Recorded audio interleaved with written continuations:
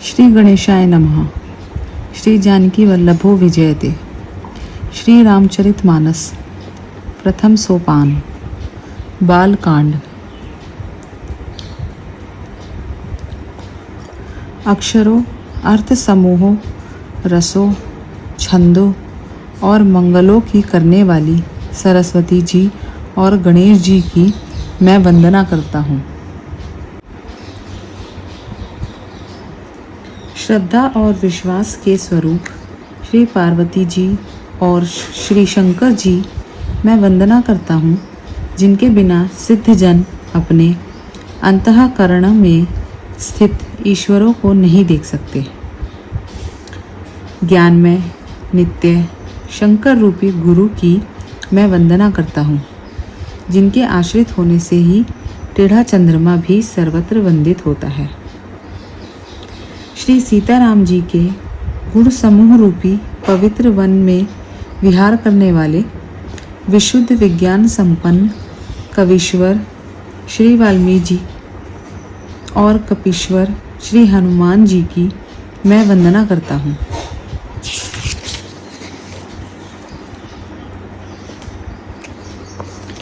उत्पत्ति, स्थिति और संहार करने वाली, क्लेशों की हरने वाली तथा संपूर्ण कल्याणों की करने वाली श्री रामचंद्र जी की प्रियतमा श्री सीता जी को मैं नमस्कार करता हूँ, जिनकी माया के वशीभूत संपूर्ण विश्व ब्रह्मा आदि देवता और असुर हैं, जिनके सत्ता से रस्सी में सर्प के भ्रम की भांति यह सारा दृश्य जगत सत्य ही प्रतीत होता है, और जिनके केवल चरण ही भवसागर से तरने की इच्छा वालों के लिए एकमात्र नौका है। उन समस्त कारणों से प्रणाम कहने वाले भगवान हरि की मैं वंदना करता हूँ। अनेक पुराण, वेद और शास्त्र में सम्मत तथा जो रामायण में वर्णित हैं और कुछ अन्य तरह से भी उपलब्ध श्री रघुनाथ जी की कथा को तुलसीदास अपने अंतःकरण के सुख के लिए अत्यंत मनोहर भाषा रचना में विस्तृत करता है, जिन्हें स्मरण करने से सब कार्य सिद्ध होते हैं। जो गणों के स्वामी और सुंदर हाथी के मुख वाले हैं, वे ही बुद्धि के राशि और शुभ गणों के धाम मुझ पर कृपा करें। जिनकी कृपा से गूंगा बहुत सुंदर बोलने वाला हो जाता है और लंगड़ा लूला दुर्गम पहाड़ पर चढ़ जाता है, वे कलयुग के सब पापों को जला डालने वाले दयालु मुझ पर द्रवित हों।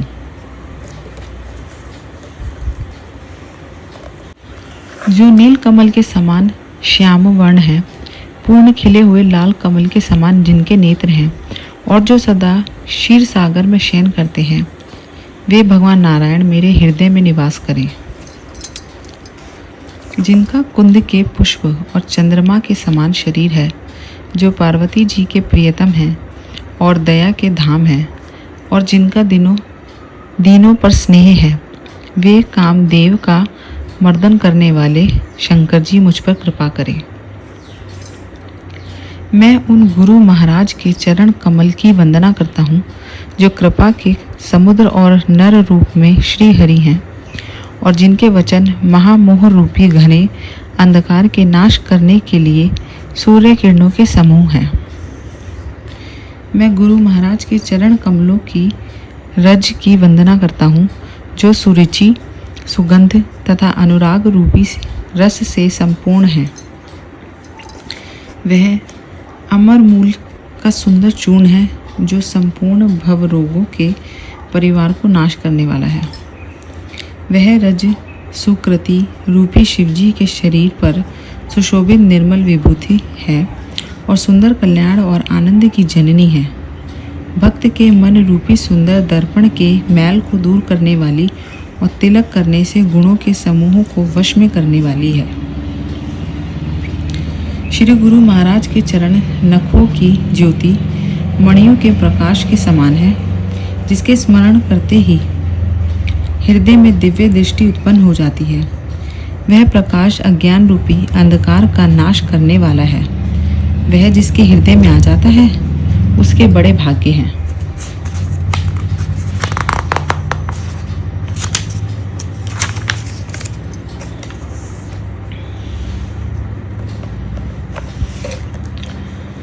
उसके हृदय में आते ही हृदय के निर्मल नेत्र खुल जाते हैं और संसार रूपी रात्रि के दोष दुख मिट जाते हैं एवं श्री रामचरित्र रूपी मणि और माणिक्य गुप्त और प्रकट जहाँ जो जिस खान में है सब दिखाई पड़ने लगते हैं। जैसे सिद्धांत जनों को नेत्रों में लगाकर साधक सिद्ध और सुजान पर्वतों वनों और पृथ्वी के अंदर कौतुक से बहुत सी खाने देखते हैं।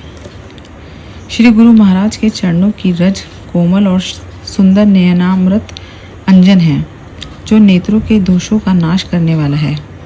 उस अंजन से विवेकी रूपी नेत्रों को निर्मल करके मैं संसार रूपी बंधन से छुड़ाने वाले श्री रामचरित्र का वर्णन करता हूँ।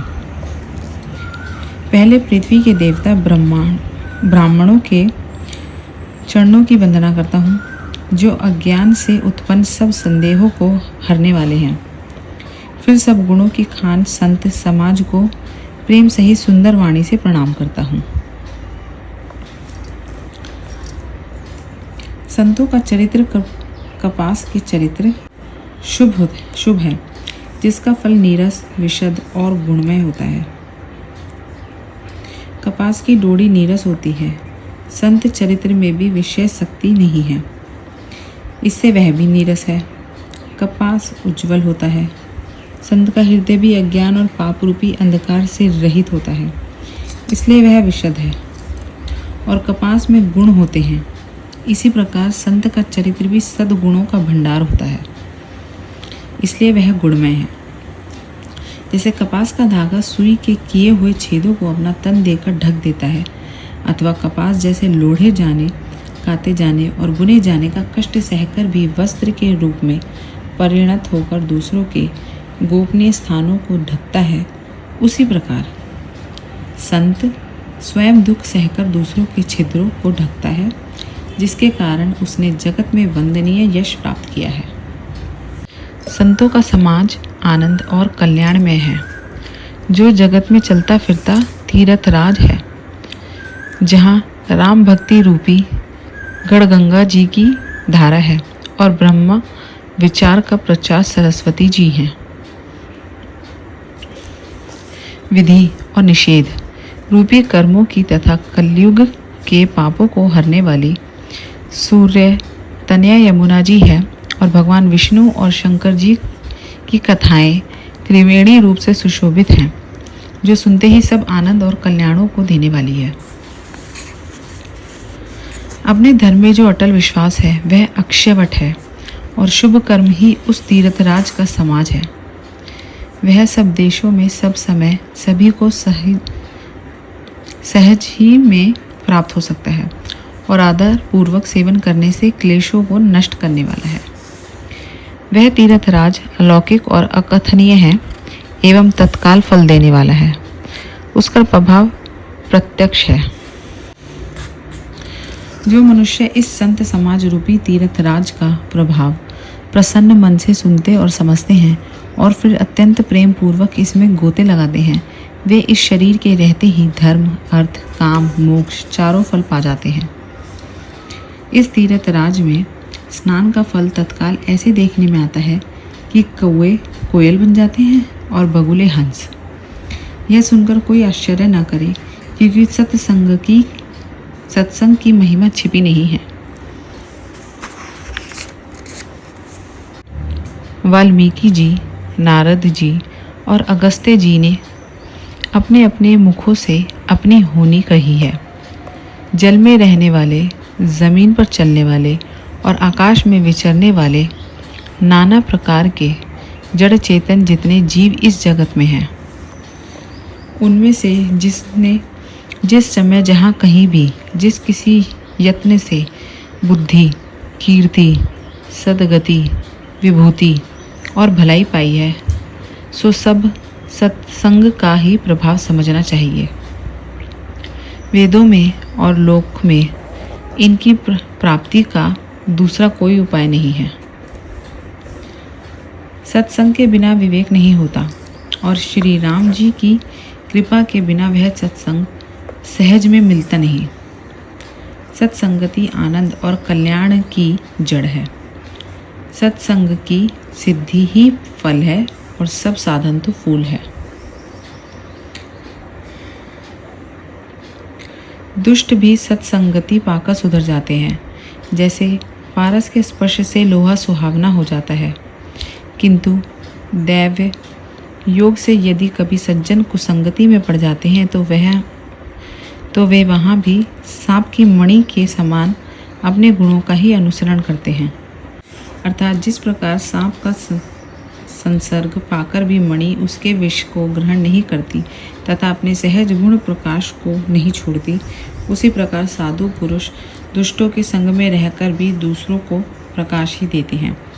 दुष्ट का उन पर कोई प्रभाव नहीं पड़ता। ब्रह्मा विष्णु शिव कवि और पंडितों की वाणी भी संत महिमा का वर्णन करने में सकुचाती है। वह मुझसे किस प्रकार नहीं कही जाती। जैसे साग तरकारी बेचने वाले से मणियों के गुण समूह नहीं कहे जा सकते। मैं संतों को प्रणाम करता हूँ जिनके चित्त में समता है, जिनका न कोई मित्र है और न शत्रु। जैसे अंजलि में रखे हुए सुंदर फूल दोनों ही हाथों को समान रूप से सुगंधित करते हैं। संत सरल हृदय और जगत के हितकारी होते हैं। उनके ऐसे स्वभाव और स्नेह को जानकर मैं विनय करता हूँ। मुझे इस बाल विनय को सुनकर कृपा करके श्री राम जी के चरणों में मुझे प्रीति दें। अब मैं सच्चे भाव से दुष्टों को प्रणाम करता हूँ, जो बिना ही प्रयोजन अपना हित करने वाले के भी प्रतिकूल आचरण करते हैं। दूसरों के हित की हानि ही जिनकी दृष्टि में लाभ है, जिनको दूसरों के उजड़ने में हर्ष और बसने में विषाद होता है। जो हरि और हर के यश रूपी पूर्णिमा के चंद्रमा के लिए राहु के समान है और दूसरों की बुराई करने में सहस्त्र बाहु के समान वीर है। जो दूसरों के दोषों को 1000 आंखों से देखते हैं और दूसरों के हित रूपी घी के लिए जिनका मन मक्खी के समान है। जो तेज में अग्नि और क्रोध में यमराज के समान है। पाप और अवगुण रूपी धन में कुबेर के समान धनी है। जिनकी बढ़ती सभी के हित का नाश करने के लिए केतु के समान है और जिनके कुंभकर्ण की तरह सोते रहने में ही भलाई है। जैसे ओले खेती का नाश करके आप भी गल जाते हैं, वैसे ही वे दूसरों का काम बिगाड़ने के लिए अपना शरीर तक छोड़ देते हैं। मैं दुष्टों को शेष जी के समान समझकर प्रणाम करता हूँ, जो पराये दोषों का 1000 मुखों से बड़े रोषक साथ वर्णन करते हैं। पुनः उनको राजा पृथु के समान जानकर प्रणाम करता हूँ, जो 10,000 कानों से दूसरों के पापों को सुनते हैं। फिर इंद्र के समान मानकर उनकी विनय करता हूँ, जिनको सुरा मदिरा नीकी और हितकारी मालूम देती है, जिनको कठोर वचन रूपी वज्र सदा प्यारा लगता है और जो 1000 आंखों से दूसरों के दोषों को देखते हैं। दुष्टों की यह रीति है कि वे उदासीन शत्रु अथवा मित्र किसी का भी हित सुनकर जलते हैं। यह जानकर दोनों हाथ जोड़कर यह जन प्रेम पूर्वक उनसे विनय करता है। मैंने अपनी ओर से विनती की है, परंतु वे अपने ओर से कभी नहीं चूकेंगे। कौओं को बड़े प्रेम से पालिए, परंतु वे क्या कभी मांस के त्यागी हो सकते हैं। अब मैं संत और असंत दोनों के चरणों की वंदना करता हूँ। दोनों ही दुख देने वाले हैं, परंतु उनमें कुछ अंतर कहा गया है। वह अंतर यह है कि एक संत तो बिछुड़ते समय प्राण हर लेते हैं और दूसरे असंत मिलते हैं तब दारुण दुख देते हैं।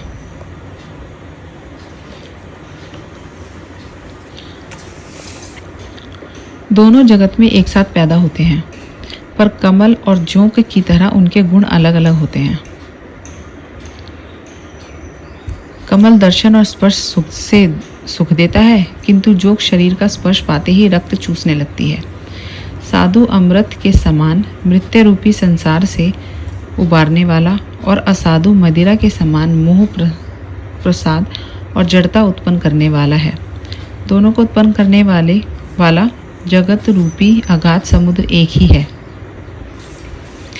भले और बुरे अपनी अपनी करनी के अनुसार सुंदर यश और अपयश की संपत्ति पाते हैं।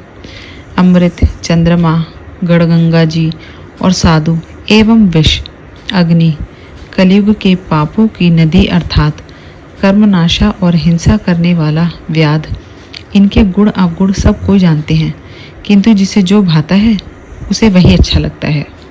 भला भलाई ही ग्रहण करता है और नीच नीचता को ही ग्रहण करता है।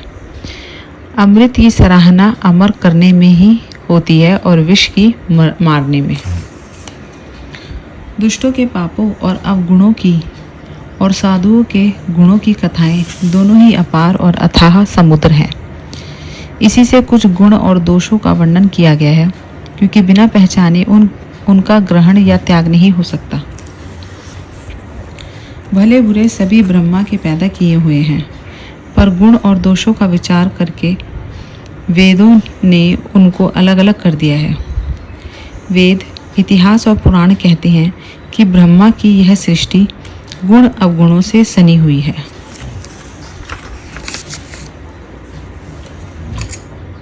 दुख सुख, पाप पुण्य, दिन रात, साधु असाधु, सुजाति कुजाति, दानव देवता, ऊंच नीच, अमृत विष, सुजीवन मृत्यु, माया ब्रह्मा, जीव ईश्वर, संपत्ति दरिद्रता, रंक राजा, काशी मगध, गढ़गंगा कर्मनाशा, मारवाड़ा मालवा, ब्राह्मण कसाई, स्वर्ग नरक, अनुराग वैराग्य, सभी पदार्थ ब्रह्मा की सृष्टि में हैं।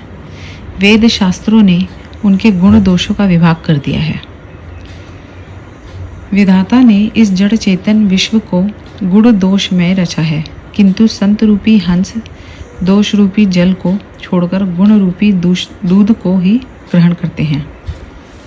विधाता जब इस प्रकार का विवेक देते हैं, तब दोषों को छोड़कर मन गुणों में अनुरक्त होता है। काल स्वभाव और कर्म की प्रबलता से भले लोग भी माया के वश में होकर कभी कभी भलाई से चूक जाते हैं। भगवान के भक्त जैसे उस चूक को सुधार लेते हैं और दुख दोषों को मिटाकर निर्मल यश देते हैं, वैसे ही दुष्ट भी कभी कभी उत्तम सुगुण पाकर भलाई करते हैं, परंतु उनका कभी भंग न होने वाला मलिन स्वभाव नहीं मिटता। जो ठग है उन्हें भी अच्छा वेश बनाए देखकर वेश के प्रताप से जगत पूजता है, परंतु एक न एक दिन वे चौड़े आ ही जाते हैं। अंत तक उनका कपट नहीं निभता, जैसे कालनेमी रावण और राहु का हाल हुआ। तो आज के लिए बस इतना ही। हम अपनी रामचरितमानस की बालकांड की कथा आगे तक हम रोज़ कंटिन्यू करेंगे, पर आज हम इसको यहीं रोकते हैं। कल इसके आगे का स्मरण करेंगे।